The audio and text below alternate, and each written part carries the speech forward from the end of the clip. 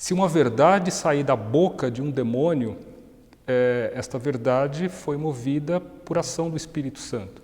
A discussão aqui não é religiosa, nem teológica. Quer dizer, o que está em jogo é a verdade que saiu da boca de um demônio, ainda que seja um demônio. Então, esta verdade é uma verdade, independentemente de quem está falando.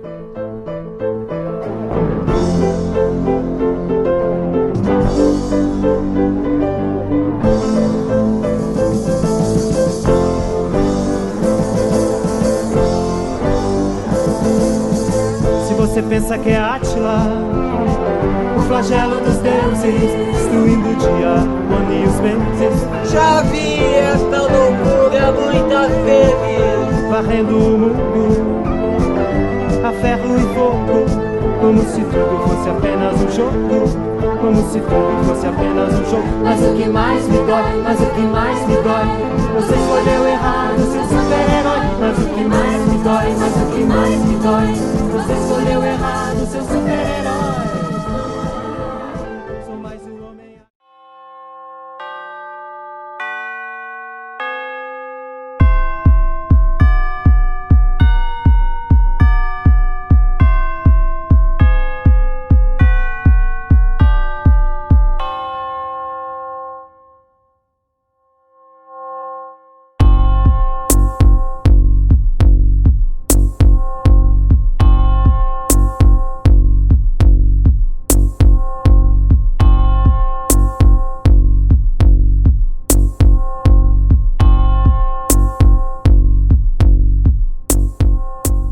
It's always been with us, or it's been with us for a very long time.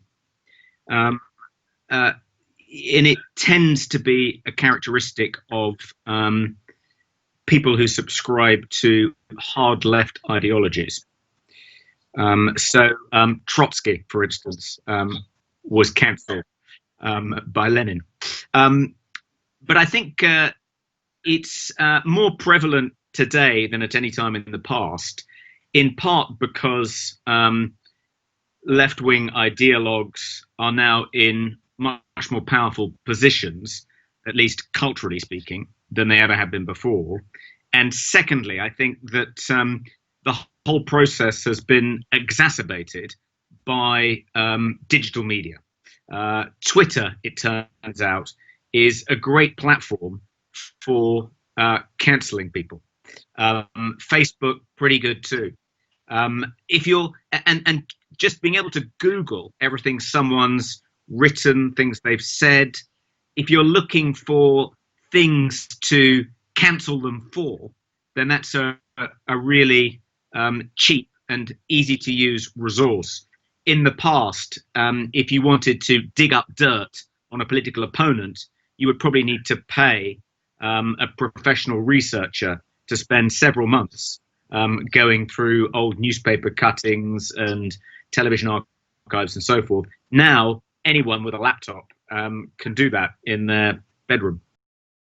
Olha, eu queria dar dois exemplos recentes para que tenhamos ideia do que isso pode representar no plano da cultura e da criação artística. Ezra Pound é um notório fascista e deixou uma poesia que é impossível de ignorar, é uma referência obrigatória. Tenha o leitor ou o admirador dessa poesia a posição política que ele quiser ter.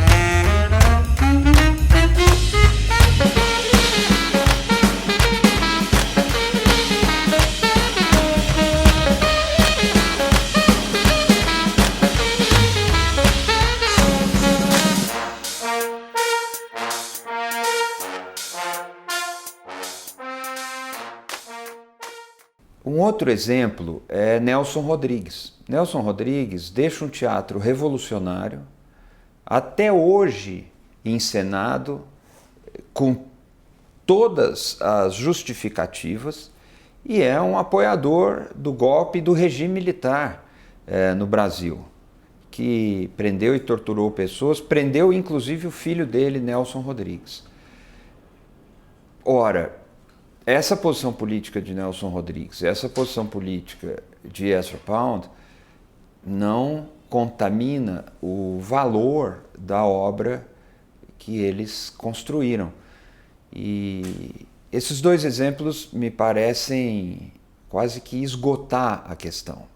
É óbvio que existem nuances, e é óbvio que existem gradações, e que aí nós precisamos ver caso a caso e tudo mais. Mas, em princípio, a obra de arte ganha autonomia, ela vive por si.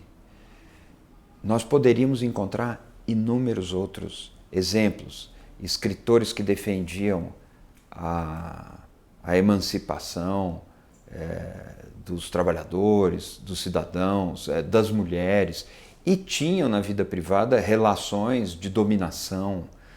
São conhecidos os exemplos. Cancelar Oscar Wilde porque ele era homossexual, por exemplo. É um puritanismo que agora trocou o sentido, quer dizer, trocou o embasamento. Antes as pessoas perseguiam artistas por causa da impureza de sua vida moral, usando uma lente religiosa para julgá-lo. Agora elas fazem a mesma coisa, só que usando uma lente política para julgá-los. A crítica de arte se transformaria, de acordo com essa ideia, num trabalho investigativo das intenções do autor. E aí é muito chato, né? Porque se você acredita nisso, você supõe então que haja só uma chave de leitura para cada obra, porque a chave de leitura está pré-estabelecida pelo autor, o que de cara já não faz muito sentido, né? E aí você também se aferra muito a essa ideia, você deixa de contemplar coisas que a psicanálise nos ensinou já faz um século, né? Quem é que disse que um autor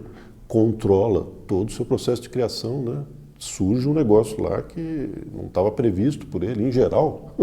Surgem coisas que não estavam previstas, né? E que às vezes vão no sentido contrário às intenções que inicialmente ele teve, né? Em cinema tem o caso clássico do Griffith com O Nascimento de uma Nação. Ele faz O Nascimento de uma Nação, é claramente um filme racista. Aí as pessoas dizem para ele, olha, esse filme é racista. O senhor oferece uma visão aí da Guerra Civil Americana que é um pouco equivocada. Tal. E Griffith pede desculpas e diz, nossa, eu não quis fazer isso. Eu não quis. O problema é que, veja, eu adaptei um livro. O livro era O Homem do Clã, né? Ku Klux Klan. E eu só, sei lá, segui o livro, mas, puxa vida, gente, desculpa que eu vou fazer um próximo filme aí para me retratar. Daí ele faz Intolerância. Quer dizer, se você ficar preocupado com as intenções, então Nascimento de uma Nação, a gente vai inocentar Nascimento de uma Nação, porque o Griffith está dizendo que ele não quis ser racista. E não me parece que ele tenha sido cínico, me parece só que ele tenha sido lá um homem do cinema do seu tempo, representando um certo lugar e um certo modo de fazer filmes em que não havia, de fato, uma consciência ideológica clara como a que existe hoje sobre tudo que está implicado na realização de um filme, né? Inocentaríamos, portanto, o Nascimento de uma Nação. Não, né? Você submete esse filme a uma chave de leitura e essa chave de leitura, claramente, né, o identifica como um filme racista, né? Como um filme que distorce um pouco a história americana, dá a impressão de que o Sul escravagista ganhou a guerra, aquelas coisas todas que a gente sabe. Essa própria perspectiva de que a obra de arte ou o produto da reflexão intelectual não pode se circunscrever, quer dizer, ao lugar da fala, ao período histórico, é coerente com o que a gente está chamando a atenção. Isso não significa aprovar os erros que os autores possam ter cometido, mas todos nós somos passíveis de cometer erros. É claro que existem erros e erros, né? A gente não pode colocar tudo numa mesma tábua, Mas quem sou eu para dizer que não posso cometer o mesmo erro que este ou aquele autor?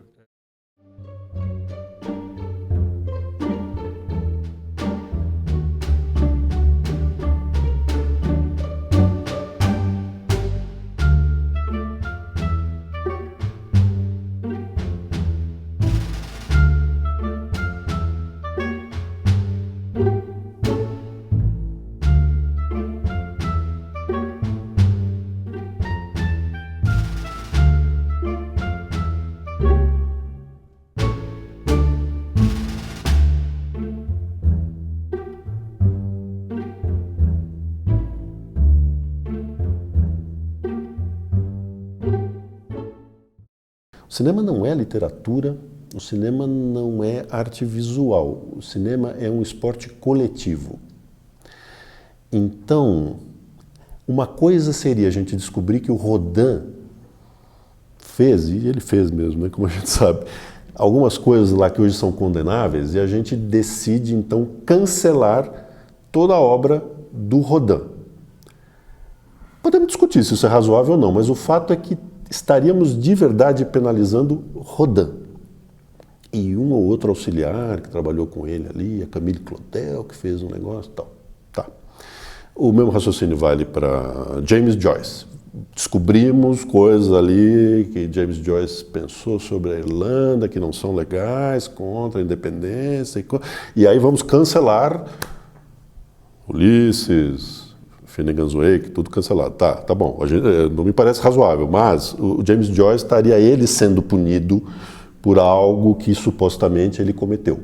Quando a gente cancela um filme do Woody Allen, a gente está cancelando o Woody Allen, o Michael Caine, a Diane Keaton, a gente está cancelando todos os profissionais que trabalharam com o Woody Allen num filme. E me parece então que estaríamos embarcando numa maneira equivocada de olhar para o cinema, de considerar de verdade que um filme de Woody Allen só pertence a ele, não envolve o trabalho criativo de outras pessoas, e ao cancelar o filme do Woody Allen, a gente está cancelando o trabalho de um monte de gente que não tem nada a ver com peixe, né? É só o argumento que eu botaria na roda para a gente pensar. Porque é isso, cinema não é literatura, cinema não é arte visual, cinema é esporte coletivo. E o filme diante de você é trabalho do diretor, de produtores, de roteiristas, de atores, de atrizes, de montadores, de figurinistas. E lá no fim da linha de marceneiros e eletricistas, né? É um coletivo, né?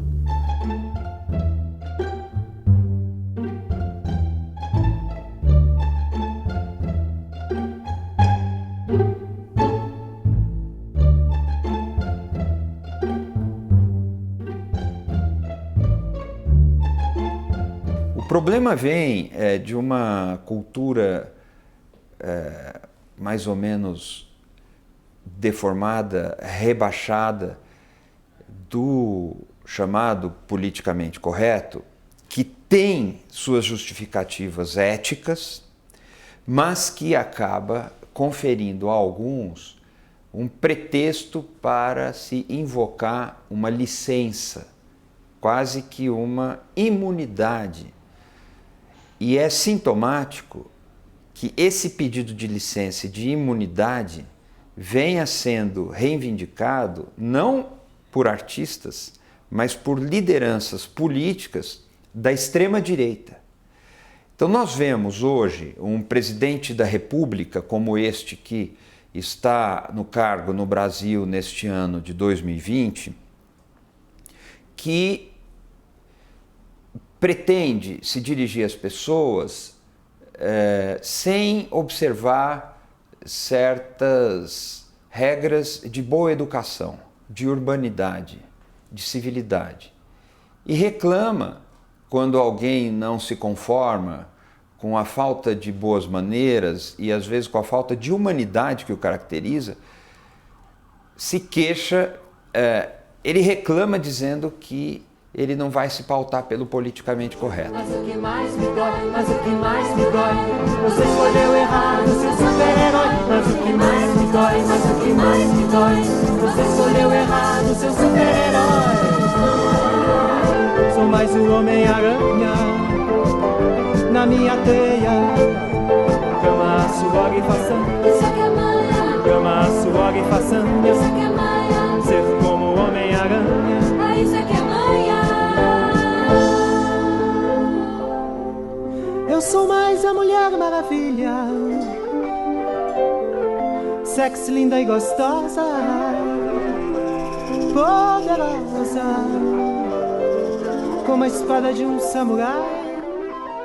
O politicamente correto, transplantado para o mundo das artes e para os debates culturais, provoca e tem provocado muitos estragos, ainda que tenha justificativas compreensíveis e legítimas. Mas o politicamente correto, invocado por um governante ou por um político de extrema-direita, para com isso poder dizer qualquer barbaridade, dirigir qualquer ofensa a qualquer setor fragilizado na sociedade ou a qualquer pessoa, a qualquer mulher, aí é diferente. Um chefe de Estado, ele precisa se pautar pelo politicamente correto. Eu poderia dizer, ele precisa se pautar pelos princípios constitucionais. Vamos pensar no Brasil. A Constituição impõe princípios e impõe regras de conduta às suas autoridades. E ao chefe de Estado, principalmente. O princípio da moralidade, por exemplo. O princípio de cultivar uma harmonia entre os poderes da República. Essas coisas implicam obrigações do chefe de Estado. Ele não pode pedir para si a liberdade que um artista precisa para desenvolver sua arte.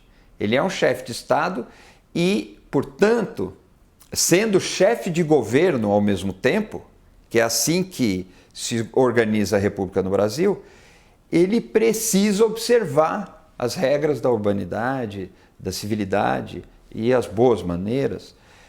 Então aí, quando o politicamente é atacado hoje na sociedade, nós precisamos ver de onde vem esse ataque. Se esse ataque vem de um setor ultraconservador, de tinturas e inspirações fascistas, como é o caso do presidente da República que aí está em 2020 no Brasil, e como é o caso de muitos dos seus apoiadores, o politicamente correto corresponde ao direito das maiorias e das minorias. Ele não tem razão de atacar o politicamente correto. É uma deformação, um político pedir para si as condições de trabalho criativo que deveriam ser observadas a um artista. Ele não é um artista. Ele não é um ator levando adiante uma performance. Ele é um servidor público, cumprindo dentro de certos protocolos e dentro de uma determinada liturgia o mandato que lhe foi conferido segundo regras democráticas. Eu acho que a arte tem uma dimensão estética que está além disso, né? Claro que quem produz a arte é um indivíduo concreto, real, né? Eu não sou adepto de radiografias nessa coisa de idealizar. Eu gosto de entender as condições reais nas quais aquilo foi produzido e pensado. E, claro, agora, eu acho que se a gente perder essa dimensão estética transcendente, aí nós estamos ferrados, né? Você vai falar que os filmes do Roman Polanski, Chinatown, Lua de Fel, o que é aquilo, gente? Dá pra fazer uma tese sobre psicanálise com aquele... Quantos identitários seriam capazes de fazer um filme como Lua de Fel? Isso eu me pergunto. Unidade repressora oficial. Unidade repressora oficial. A censura, a única entidade que ninguém censura. A censura, a única entidade que ninguém censura. Hora pra dormir, hora pra pensar. Porras, meu papai, deixa me falar. Hora pra dormir, hora pra pensar. Porras, meu papai, deixa me falar. Unidade repressora oficial. Unidade repressora oficial.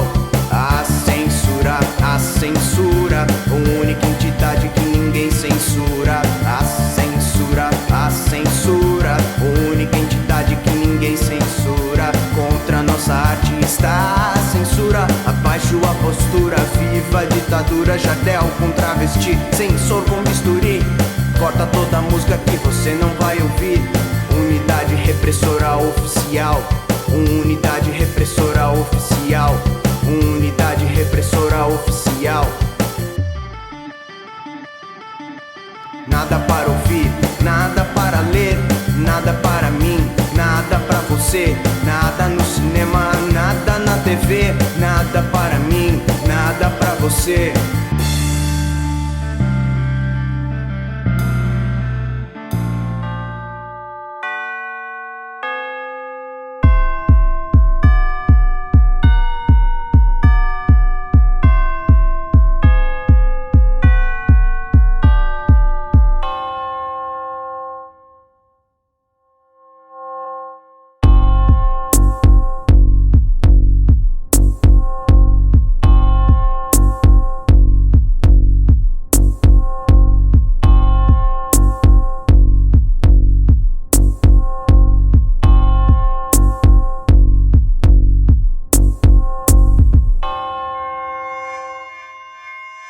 Historicamente, as universidades elas nascem como um espaço de livre pensamento.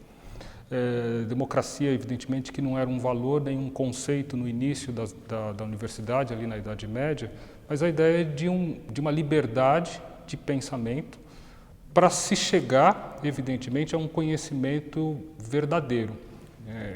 Eu acho que esta realidade de fábrica de justiceiros sociais ela é bastante apropriada na medida em que a universidade acabou sendo ocupada por ideologias. Ideologias não têm conexão com a realidade, portanto, aquilo que se defende e que se procura trabalhar e pesquisar e produzir não é necessariamente um compromisso com a verdade. Não que eu ou aquele nós sejamos donos da verdade, mas é preciso um compromisso no sentido de se remeter à realidade. Jordan Peterson's theory is that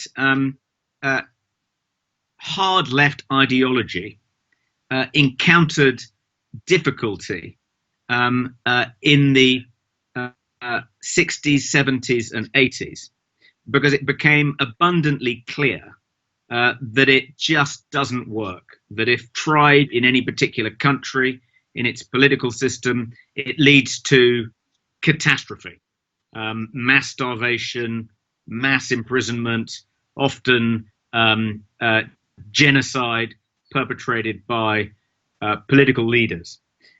So, in effect, hard left Marxist ideology ran aground on the shores of reality. How to deal with this problem? Well, option A would have been to abandon their religion. Option B would have been to deny reality, start questioning the very basis of reality. And so that was the postmodernist route, and they decided to go through door number 2 and cling on to their crazy crackpot religion.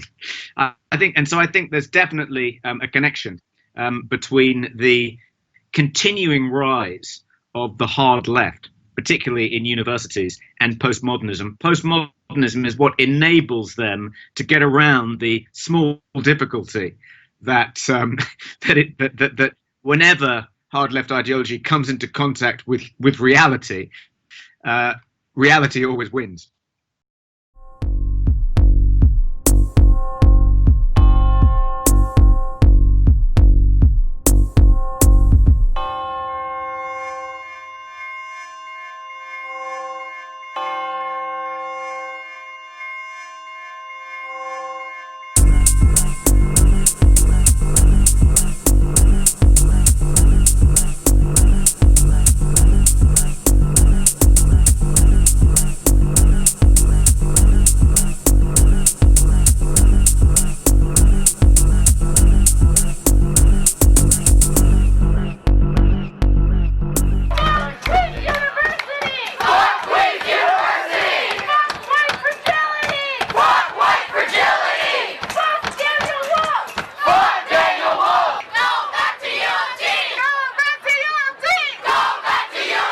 We're here to protest Jordan Peterson being given a platform at Queen's University. Not a discussion about which toppings you like on pizza, it's a discussion about which people should be considered human, which people we should respect, and that's not a debate that should happen anywhere. It's important because we're not just going to let it happen, we have to show that the Queens and Kingston community does not support this kind of rhetoric, and we won't stand for it. So, no freedom for hate speech. I love that they are here having this discourse because clearly they don't agree with what he has to say, so they're showing it. But I have seen a lot of people, call for him to be canceled. They are shouting that Daniel Wolf should be ashamed of himself for allowing this to happen, and that I just think is wrong. I don't know, it seems like we have a lot of very angry people here because someone's expressing an idea different than their own. And here at a university, I kind of thought that was the point.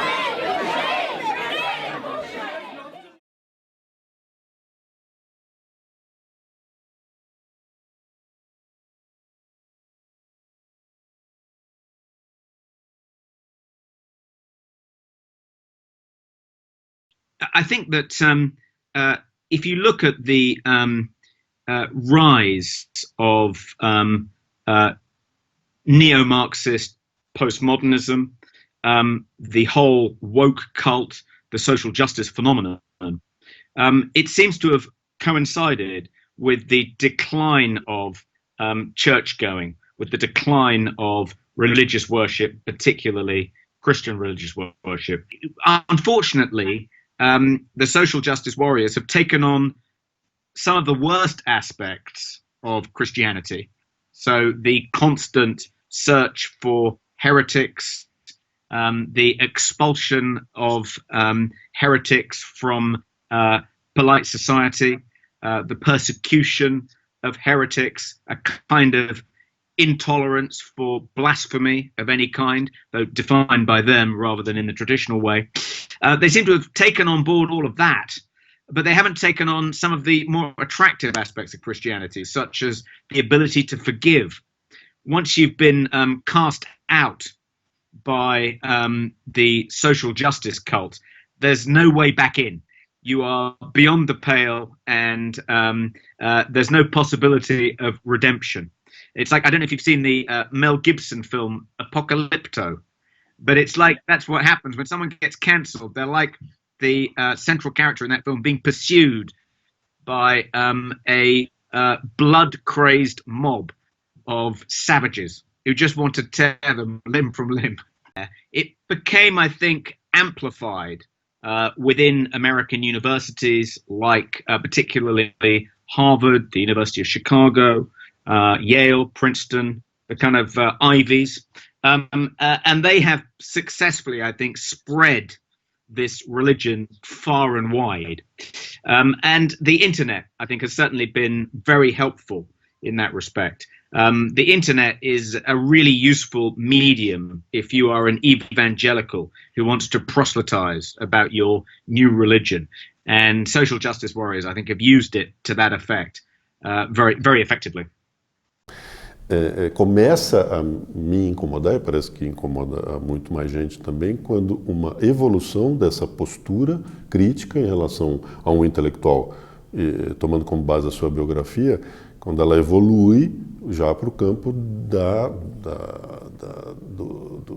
do silenciamento das ideias propostas por esse intelectual, em vez de caminhar para um questionamento franco e forte das ideias, né? Mas essa evolução às vezes, né, parece seguir por um caminho que é o da exclusão. Tipo, não vale o que esse sujeito disse por conta da biografia dele. Então, a gente não vai nem mesmo discuti-lo mais. Nós simplesmente vamos tirá-lo da frente. Vem o próximo. O senhor aí, qual é a sua vida pessoal? Então o senhor também não vai poder falar a respeito dessas coisas, vamos tirá-lo aqui, o próximo. E eu acho que essa fila nunca vai chegar alguém aqui, porque vai chegar sempre alguém com alguma coisa, né? Olha, os justiceiros sociais existem, e eles não brotam do nada. O lugar de formação de justiceiro social é a universidade. É a universidade que tem cursos de feminismo, de estudo de gênero, que são as universidades também que difundem racialismo. Eu não vejo de que outro lugar poderiam surgir essas teorias, esses militantes. O que essas teorias pseudocientíficas fazem é dar um jeito muito fácil de você poder se projetar no mundo como uma pessoa ilustrada e acadêmica e portadora de conhecimentos superiores, sem ter que estudar. Dá muito mais trabalho você analisar as relações de pessoas brancas e de cor no Brasil cuidadosamente. Dá muito mais trabalho você ser cuidadoso e tentar analisar francamente as coisas do que você simplesmente identificar o branco, chamar de racista, apontar para a falta de negros em um determinado local e atribuir isso ao racismo e sair atacando as pessoas, né? Esse é um mecanismo preguiçoso que só pode ser legitimado pela faculdade. Se existir um lugar para chancelar condutas simplórias e intoleráveis, condutas sociais simplórias e intoleráveis, esse lugar é a universidade hoje. Então ele é o único lugar de onde isso poderia surgir. E essa prática oferece também uma vantagem para os cientistas ou pseudocientistas sociais, que é de não ter que analisar nada. Por que tal fenômeno acontece? Racismo. Por que tal outro fenômeno acontece? Machismo. E pronto, ninguém se esforça para analisar nada porque as respostas estão prontas. E uma vez que você tem essas respostas prontas, você está livre para sair policiando todo mundo.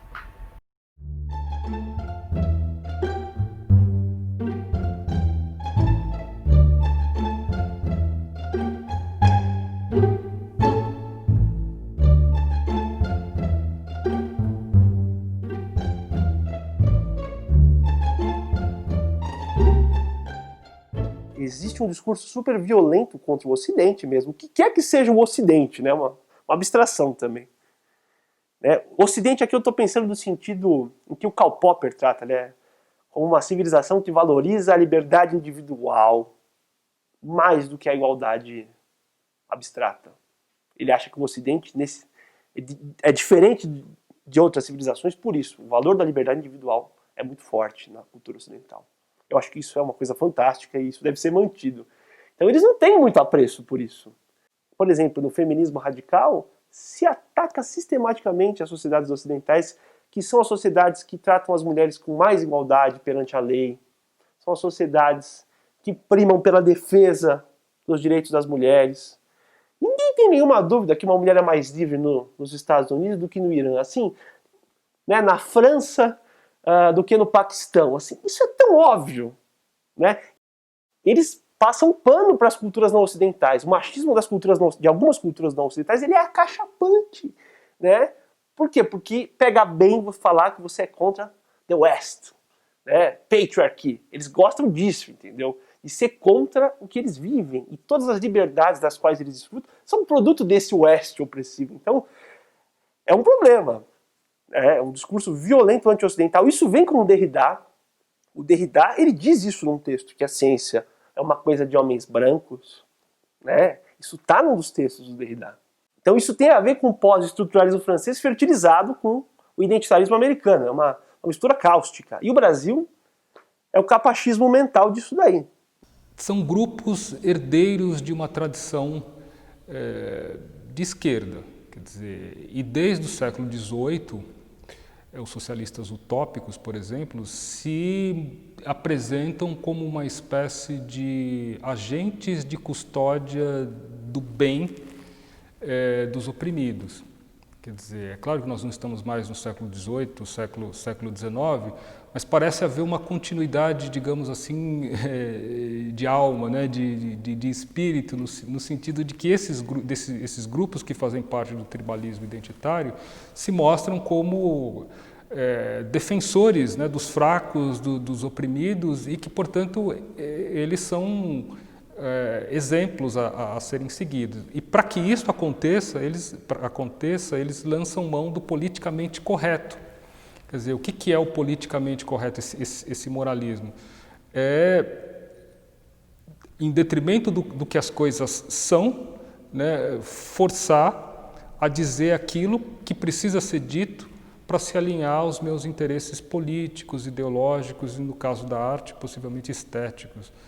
Eu acho que a origem é essa, né? Eles se mostram como agentes de custódias que defendem aqueles que supostamente precisam da sua defesa. E é muito interessante isso, porque nos últimos anos tem aparecido figuras, pessoas que fazem parte desses grupos que são dissonantes dessa voz. E isso, para usar uma expressão popular, né, dá um tilt, né? É como se o computador, a cabeça deles entrasse em parafuso. Não é possível, né? Eles não conseguem ver essas vozes dissonantes como legítimas. É sempre alguém que é alienado, é sempre alguém que está atendendo algum interesse escuso, que está recebendo dinheiro e assim por diante.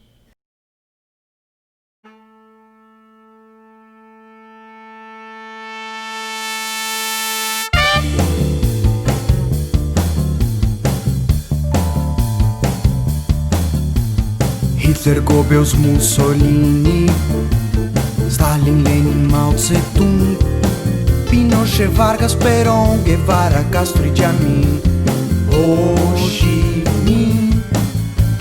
Hitler, Goebbels, Mussolini, Stalin, Lenin, Mao Tse-tung, Pinochet, Vargas, Perón, Guevara, Castro e Jamin, Ho Chi Minh. Você escolheu bem seu super-herói, Lacan, Toulouse, Lyotard.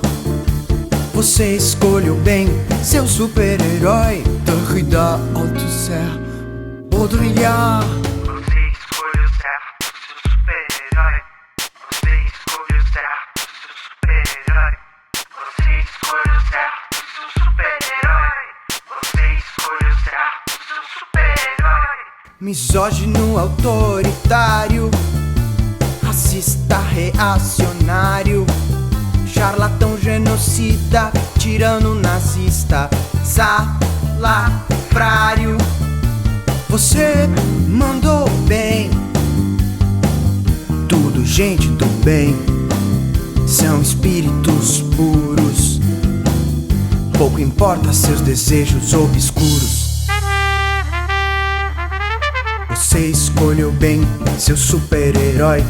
Você escolheu certo seu super-herói. Você escolheu excelentemente um herói. Você escolheu excelentemente um herói. Você escolheu bem seu super-herói. Você escolheu certo seu super-herói.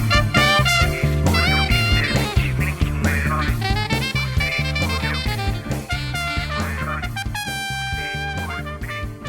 Você escolheu excelentemente um herói. Há manifestações liberticidas no extremo e no outro, mas há uma distinção importante. No Brasil, depois de uns 5, 10 anos para cá, a esquerda, quando se manifesta nessa perspectiva, com uma patrulha ideológica às vezes doentia e ridícula, não rompe com o campo democrático. Isso faz toda a diferença.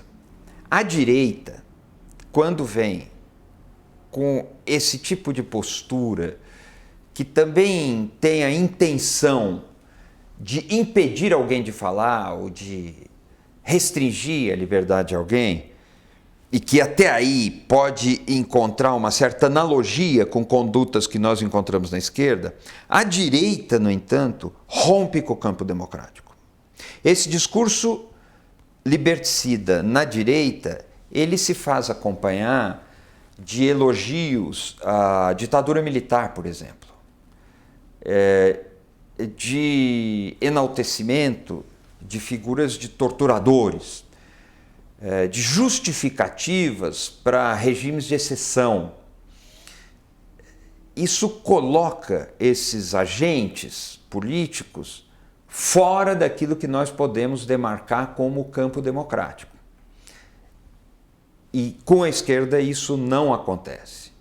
I think the reason free speech is in so much jeopardy is partly because its most energetic defenders until about 25 years ago were the progressive left. were members of the progressive left, precisely because they needed free speech protections in order to be able to speak and make a contribution, make arguments in the public square. And that's why free speech was for decades a left-wing cause. But now that they're winning, now that they're in the ascendancy, they don't regard free speech as helpful. On the contrary, it helps their enemies. Just as it helped them when they were an intellectual dissident minority, now they recognize that it helps conservatives who are now an intellectual dissident minority. So they want to deprive us of the rights that they enjoyed as a political tactic. And I think that's that is at the bottom of it. There's all kinds of, they dress this up with lots of rhetorical flourishes, but at bottom, they just want to deny their political opponents an opportunity to challenge them in the public square. And they've been remarkably successful at it.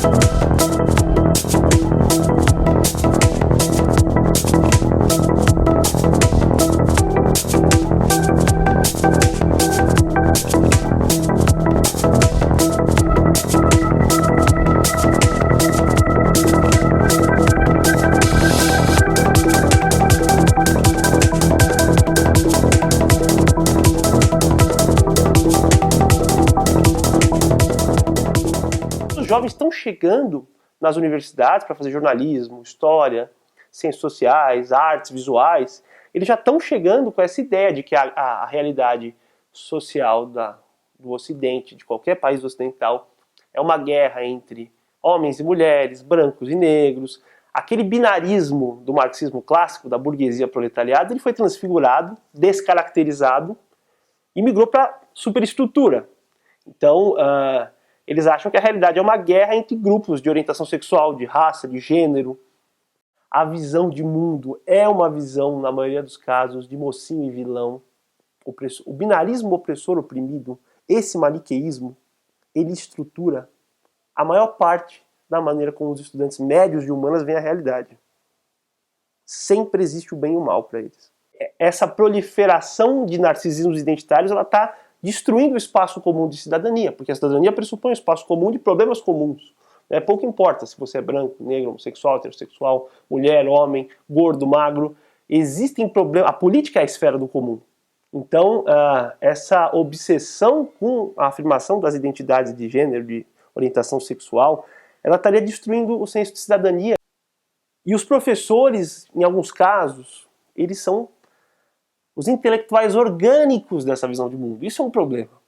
Mas tem professores que são, não são todos, mas tem alguns que são mesmo. Chega a chocar até. Eu acho que o estudante de humanas médio no Brasil hoje é alguém que acha que a demanda abstrata de justiça social que ele tem na cabeça dele é mais importante que a liberdade de expressão. Né? A liberdade é um valor secundário. A única coisa que importa é a igualdade de resultados. Eu não sei se isso é realmente um retrato da universidade hoje. É possível identificar aqui e ali que aconteceu isso. Você veja, quando Trump é eleito, o presidente da Universidade Columbia, Lee Bollinger, assina uma carta protestando contra o presidente americano que acaba de ser eleito. Isso é um engajamento da universidade numa luta partidária? Ou isso é uma manifestação de bom senso de alguém que está na cabeça de uma instituição de estudo e que vê uma ameaça real daquela figura que acaba de ser eleita? Veja que é difícil caracterizar esse deslocamento da universidade. Sim, é um deslocamento perceptível, mas há contra-argumentos aí, há contraprovas, há manifestações e sinais que deixam claro que nós não podemos generalizar. Eu me preocupo com isso, porque eu vejo muitas vezes uma posição política substituindo um conhecimento necessário e um conhecimento sempre crítico, sempre, por definição, aberto a debate, aberto à falibilidade e aberto à contestação acadêmica. Eu vejo isso e me preocupo com isso. Mas eu não tenho esse quadro como um quadro generalizado e definitivo.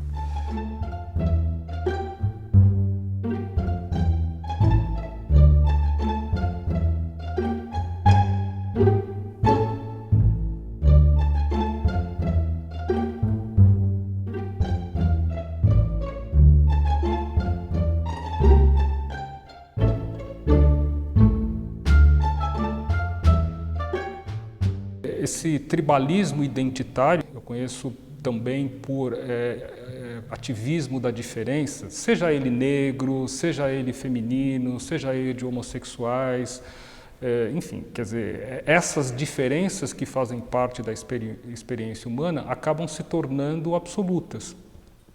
Né? E esse é o grande problema. Transformar, reduzir a experiência humana apenas a essas características que são características, digamos assim, acidentais, que não definem efetivamente quem é a pessoa. Eu sou um homem negro, mas a cor da minha pele não diz tudo sobre mim. Eu, evidentemente, assim como todo mundo, vivemos na história. Nós tivemos uma data de nascimento, não sabemos, né, qual vai ser a data da nossa morte, Mas isso não significa que todo o meu conhecimento só pode se circunscrever a este período datado, a este lugar de fala, como se propaga por aí. E é interessante porque nas universidades esse tribalismo identitário, como você está chamando, ele ganha força, ele se expressa de uma forma mais assim contundente a partir da segunda metade do século XX, notadamente nos Estados Unidos. E a minha interpretação propriamente é de uma, digamos, diversificação do método hegeliano, da classe oposição entre proletários e proprietários dos meios de produção. Como isso nunca fez muito a cabeça dos norte-americanos, isso foi transposto para a relação entre brancos e negros. Então, o branco é a tese e o negro é a antítese. O branco é o opressor e o negro é o oprimido. Isso vale para o homem e para a mulher. O homem é o opressor, a mulher é a oprimida. O heterossexual é o opressor, o gay é o oprimido. O índio é o oprimido e assim sucessivamente. Quer dizer, então eu acho bastante pertinente essa ideia de que o tribalismo identitário é uma forma de suprimir esta liberdade necessária na universidade. E acredito que também no meio artístico, embora não seja um espaço no qual eu tenho conhecimento, que eu estude e circule, mas é uma liberdade que precisa ser vista como meio, né, como meio para se investigar a realidade. Por isso é necessária a tolerância, a divergência, a crítica, alguém que se contrapõe ao que a gente pensa. E, infelizmente, a realidade hoje na Universidade Brasileira é muito diversa disso, do ponto de vista político. Muitos desses tribalismos identitários que se apoiam, né, nessas expressões e nesses conceitos, pegam determinados aspectos da realidade ou determinados aspectos humanos e procuram compreender o todo a partir desses únicos aspectos. Então, por si só, quer dizer, fazer uma reflexão sobre o lugar da fala, de onde eu estou falando, isso não é errado. Nós somos seres históricos. Eu posso me perguntar por que eu estou dizendo isso, qual é o condicionante cultural e social, às vezes político, que está por trás de uma ideia que eu defendo, de um recorte de pesquisa que eu estou fazendo. E isso me parece absolutamente possível e legítimo. O grande problema é a absolutização deste recorte, em imaginar que o meu lugar de fala é uma espécie de, eu chamo isso de senzala ideológica, como se eu não pudesse ir além disso, como se toda a realidade se circunscrevesse apenas ao lugar da fala, né? Ou a minha circunscrição histórica. Então, nesses termos, quer dizer, é possível fazer uma reflexão com esse conceito de lugar de fala, sem transformar esse lugar de fala numa senzala ideológica da qual eu não posso sair, seja a ideologia qual for, de raça, de classe, de gênero e de tantas outras. E os alunos que saem da universidade acabam saindo com essa formatação intelectual, dependendo da área e dos cursos, vão ser professores que, por sua vez, vão passar essa perspectiva para os outros alunos. Então, ainda que possa haver mudança, isso certamente não é para o curto prazo.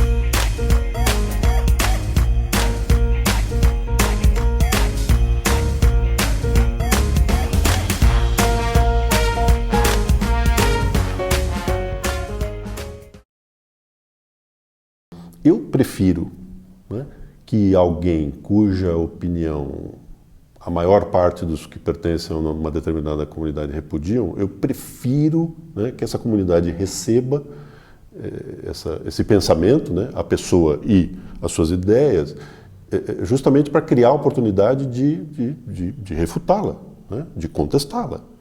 Todos aqui vamos ouvi-lo, e agora que o ouvimos, quem é que começa a responder? Você? Tá, então tá, e agora vamos lá. Olha, não. Né, o senhor se baseia nisso. Porque, veja só, na verdade você não está tirando a plataforma de ninguém, você está só evitando que ele use uma determinada plataforma, supondo que ela vai permitir que ele faça essas ideias que todos ou muitos de nós aqui consideramos impróprias, né? Que ele faça essa ideia chegar em algum lugar. Bom, ele vai encontrar outros lugares, ele vai encontrar outras plataformas. Então, você não dá plataforma para ele aqui, não está eliminando de modo algum a possibilidade de que ele vai encontrar outras. Mas não é esse o problema principal, me parece. É o de achar que isso é uma plataforma para ele, quando na verdade essa é uma plataforma para todos que querem contestá-lo. Você está dando oportunidade dele se expressar e agora você também está se expressando em cima para dizer não.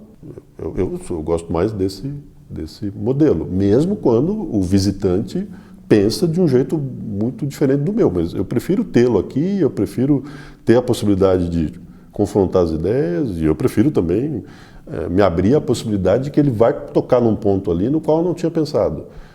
Eu vou continuar sem concordar com ele, mas interessante isso que você traz para a discussão, né? Se você quer silenciar, você não está nem se permitindo encontrar um caminho que talvez seja bom para você que quer contestá-lo. Ele te deu mais munição agora, vamos lá.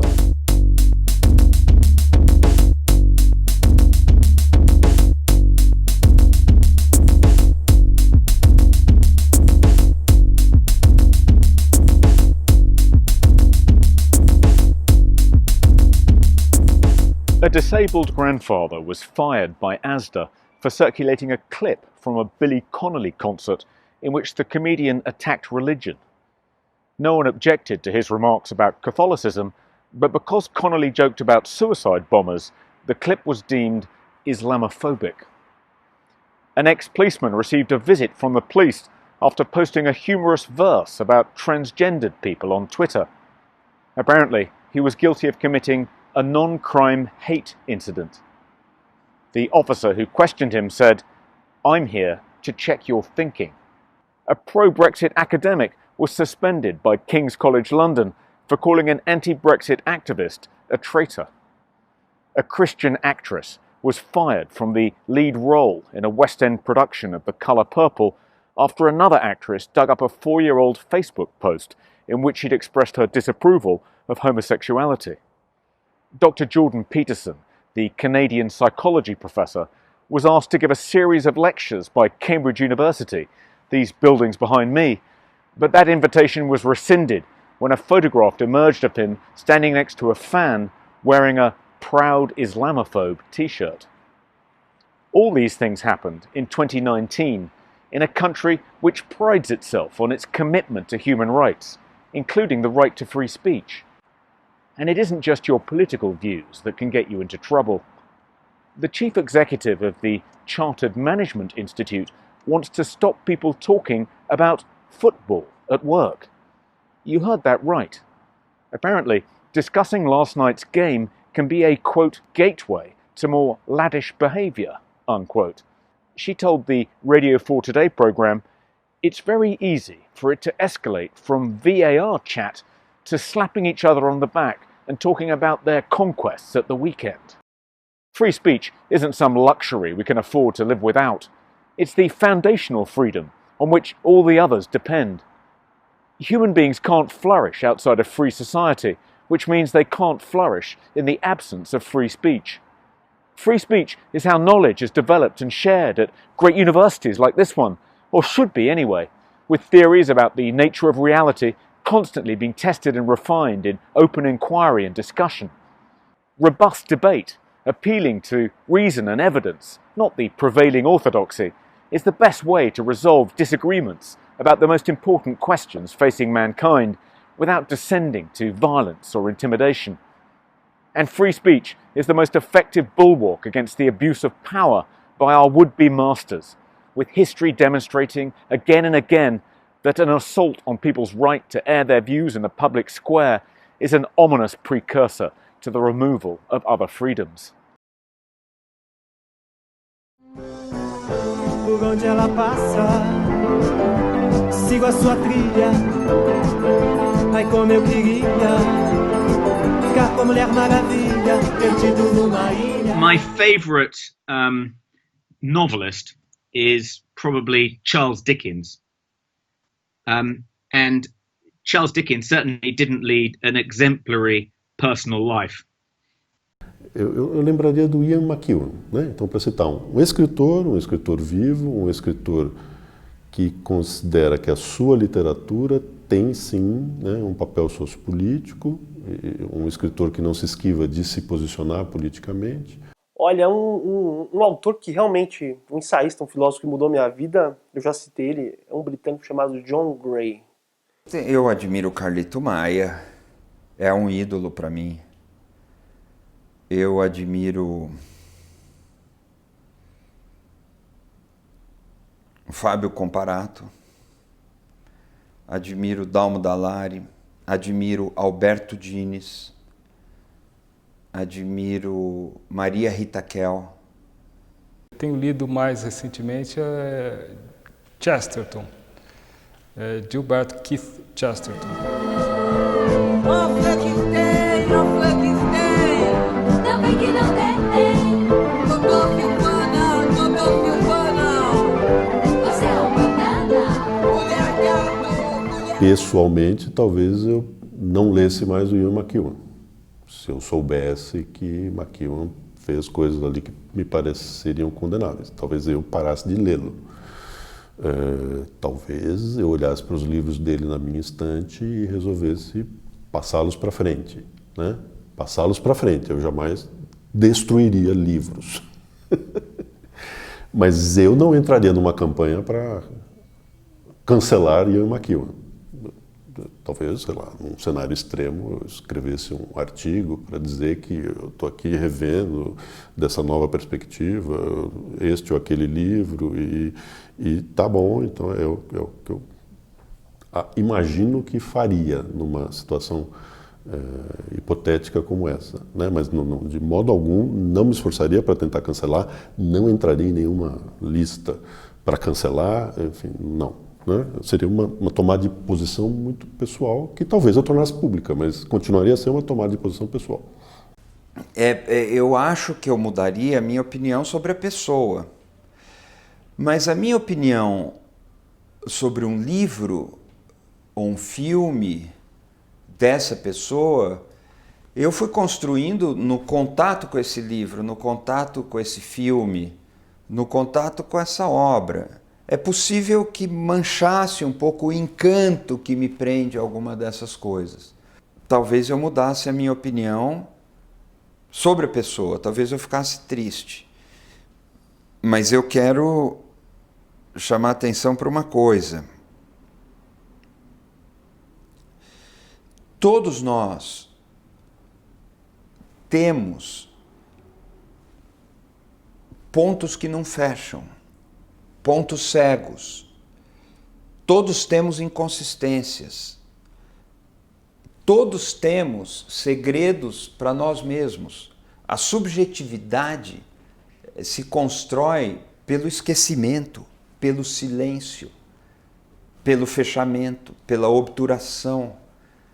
E ninguém se pode dizer de ninguém que seja, não é perfeito, mas a palavra que me vem à cabeça é perfeito. Por isso também me aborrece um pouco essa história do politicamente correto, porque parece que um cineasta nunca se encantou pela barra da saia de outra pessoa que não fosse aquela autorizada, ou que o desejo nunca perturbou o sono daquele grande jornalista ou daquela grande psicanalista.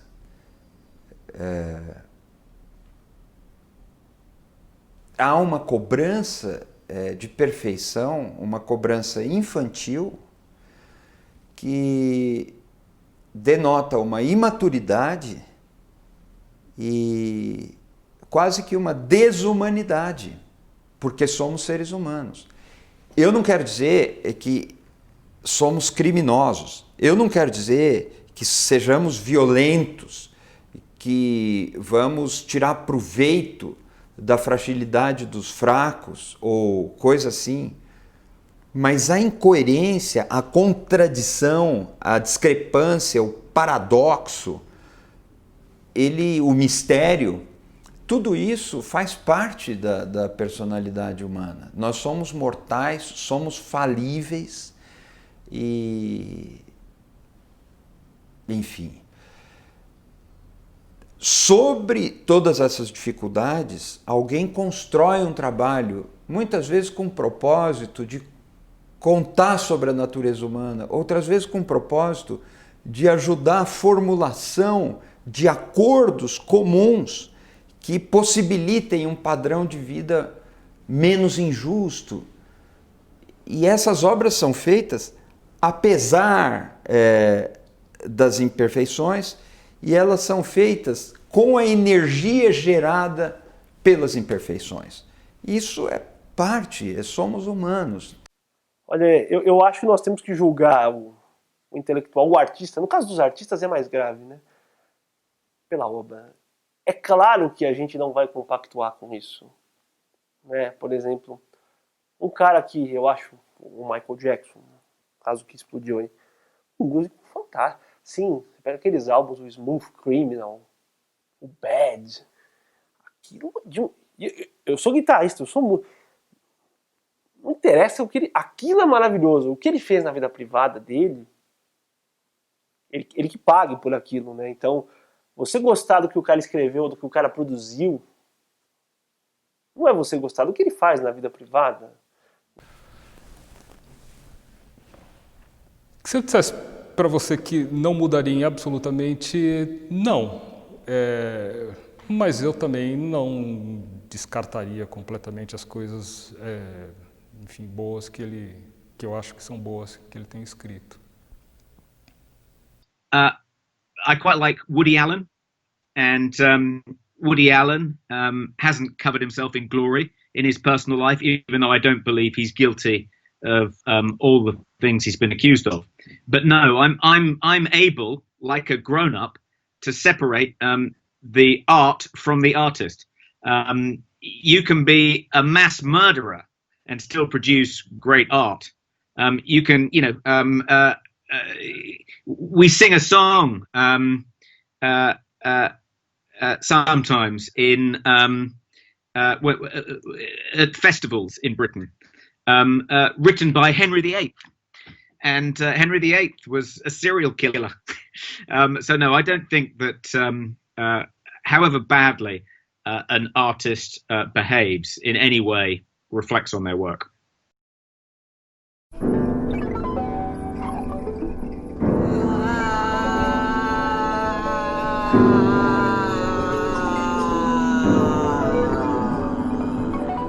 Como minha mina é bonita,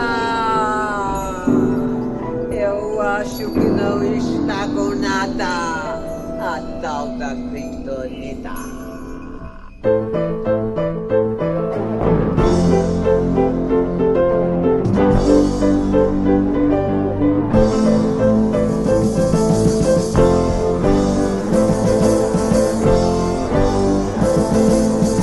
Se você pensa que é Átila, o flagelo dos deuses, destruindo o dia, o ano e os meses. Já vi esta loucura muitas vezes, varrendo o mundo a ferro e fogo, como se tudo fosse apenas um jogo, como se tudo fosse apenas um jogo. Mas o que mais me dói, mas o que mais me dói, você escolheu errado seu super-herói. Mas o que mais me dói, mas o que mais me dói, você escolheu errado seu super-herói.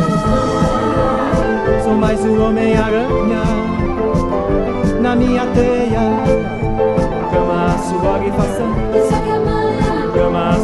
façanha. Isso que é manha. Ser como o Homem-Aranha. Isso que é manha. Eu sou mais a Mulher Maravilha, sexy, linda e gostosa, poderosa,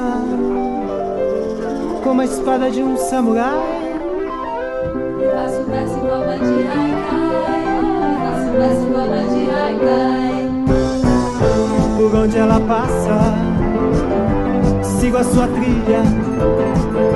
Ai, como eu queria ficar com a Mulher Maravilha, perdido numa ilha.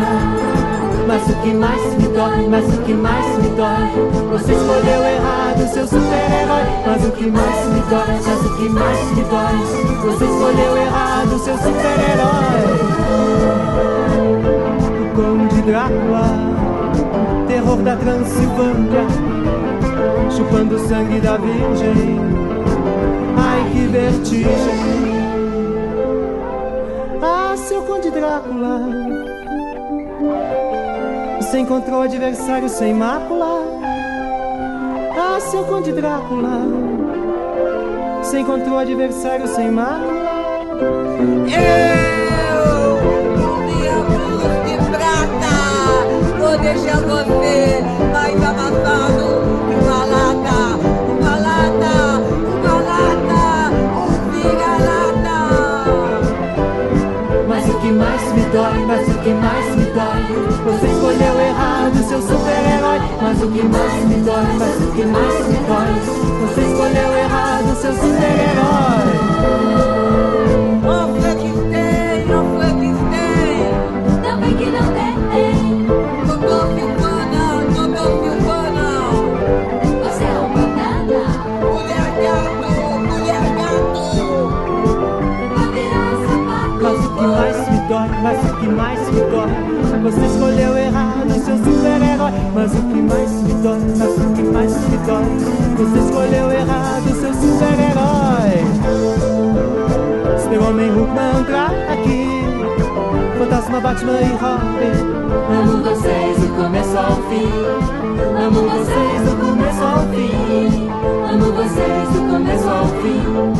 Amo vocês do começo ao fim.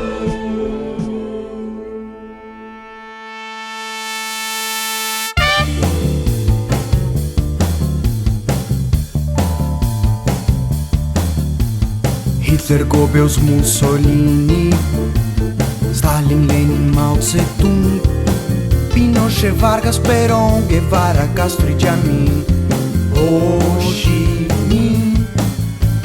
Hitler, Goebbels, Mussolini, Stalin, Lenin, Mao Tse-tung, Pinochet, Vargas, Perón, Guevara, Castro e Jamin, Ho Chi Minh.